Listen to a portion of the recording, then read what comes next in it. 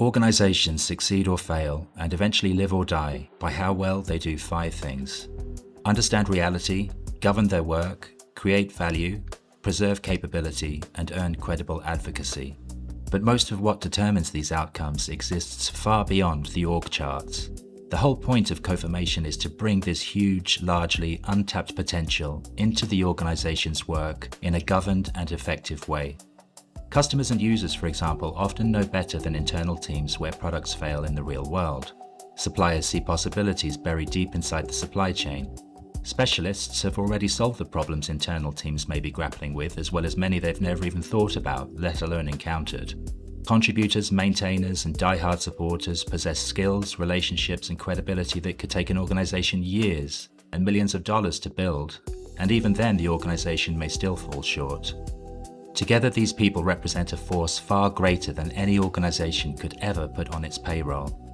But most organizational communities still end up wasting this transformative potential.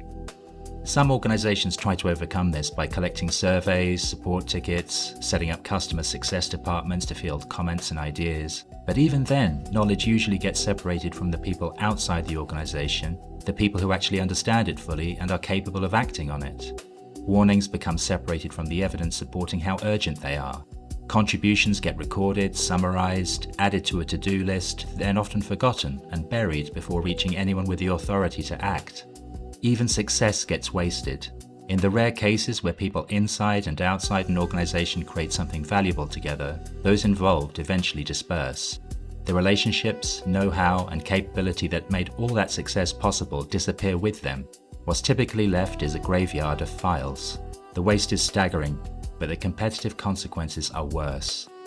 The vast majority keep returning to the starting line, paying again and again for what they could have just preserved in the first place. And that gap just keeps widening too. And the structural weakness this entails eventually shows up in performance.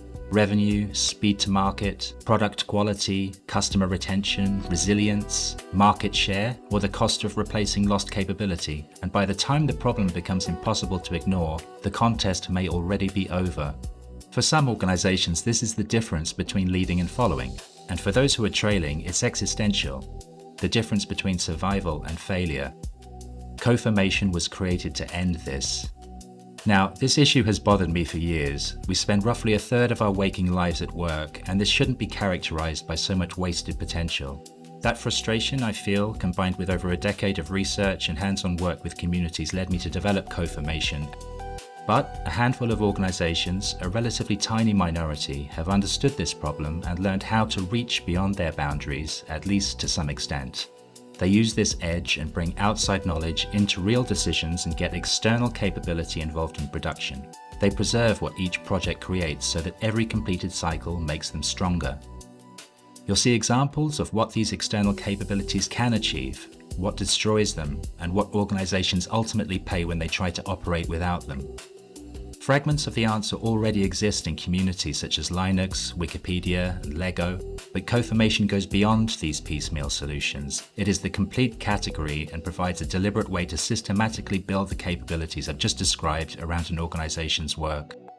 But the main takeaway is this: an organization employs only a fraction of the people capable of transforming its future for the better.